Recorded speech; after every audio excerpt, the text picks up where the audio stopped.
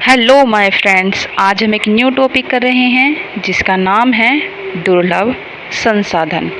जैसा कि हम सभी जानते हैं, अर्थशास्त्र का जो भी हम अध्ययन करते हैं वो सभी दुर्लभ संसाधनों के ऊपर करते हैं। यानी कि हम अर्थशास्त्र में ये पढ़ते हैं कि दुर्लभ संसाधनों का किस प्रकार हम उपयोग करें जिससे हमें अधिकतम उपयोगिता मिले, यानी मैक्सिमम सेटिस्फैक्शन मिले, और दूसरा हम इन संसाधनों को भी बचा के रख सकें। ठीक है, तो अब हम जानते हैं दुर्लभ संसाधन की परिभाषा। ये वे संसाधन होते हैं जिनकी मात्रा तो क्या होती है, सीमित होती है, लेकिन इनकी मांग अधिक होती है। ठीक है, क्या होते हैं दुर्लभ संसाधन? दुर्लभ संसाधन वे होते हैं जो हमें बहुत मुश्किल से मिलते हैं। ठीक है, उनको प्राप्त करना ही हमारे लिए बहुत मुश्किल है, यानी कि उनकी मात्रा बहुत सीमित है और उनकी मांग बहुत ज़्यादा अधिक है।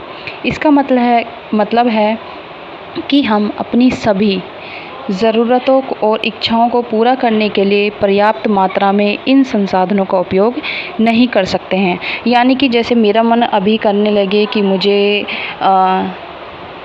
मान लीजिए चाँद पर ज़मीन खरीदनी है, तो मैं ऐसा नहीं कर सकती। इच्छाएं तो मेरे अंदर बहुत सारी हैं कि मैं चाँद पे ज़मीन खरीद लूँ, लेकिन ऐसा नहीं हो सकता है, क्योंकि जो है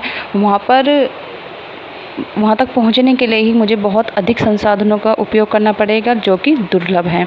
जैसे कि मान लीजिए एक किसान है, उसको खेती करनी है और उसके पास 1 बीघा ज़मीन है, लेकिन उसकी इच्छा है कि उसके पास 2 बीघा ज़मीन और आ जाए और वो अधिक उत्पादन कर ले। लेकिन ऐसा हो नहीं सकता, क्योंकि भूमि जो है हमारी सीमित है, लेकिन हम भूमि को बड़ा नहीं कर सकते। हमारी इच्छाएं तो बहुत ज़्यादा हैं, लेकिन संसाधन क्या हैं, दुर्लभ हैं। जैसे कि हम प्राकृतिक संसाधन जानते हैं। प्राकृतिक संसाधन कैसे होते हैं? जैसे कि खनिज, तेल, गैस, पानी और भूमि।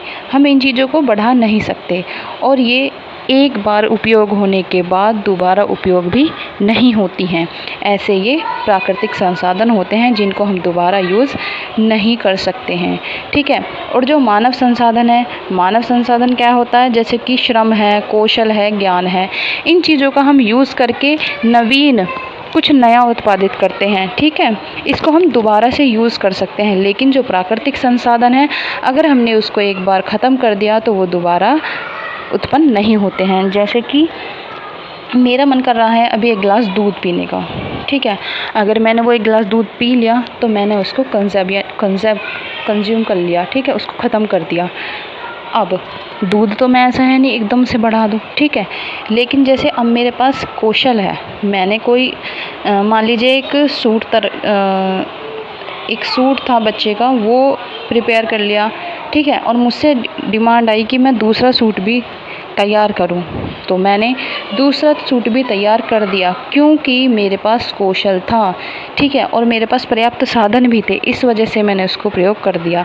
लेकिन जब भी कोई संसाधन एक बार में अगर ख़त्म हो जाते हैं तो हमें दोबारा उनको रीयूज़ नहीं कर सकते, तो वो होते हैं प्राकृतिक संसाधन। अब हम इकोनॉमिक्स में रिसोर्सेज पोस्टर देखते हैं एक बार। ठीक है, नेचुरल रिसोर्सेज होते हैं। ठीक है, पहला क्या है, नेचुरल रिसोर्सेज, जो कि हमें प्रकृति से प्राप्त होते हैं और इनकी लिमिट भी जो है वो सीमित है, मतलब लिमिटेड रिसोर्सेज हैं ये।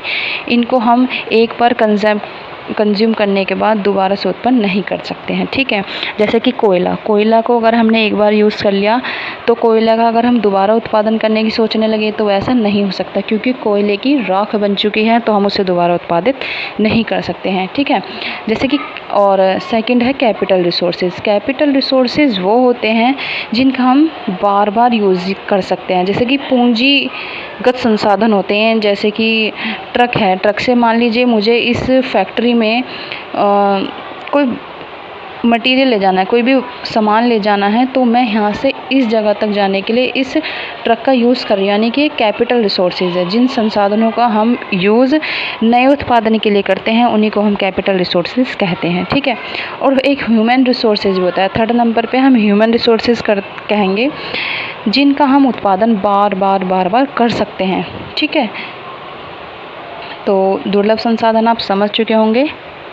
Okay, thank you for watching.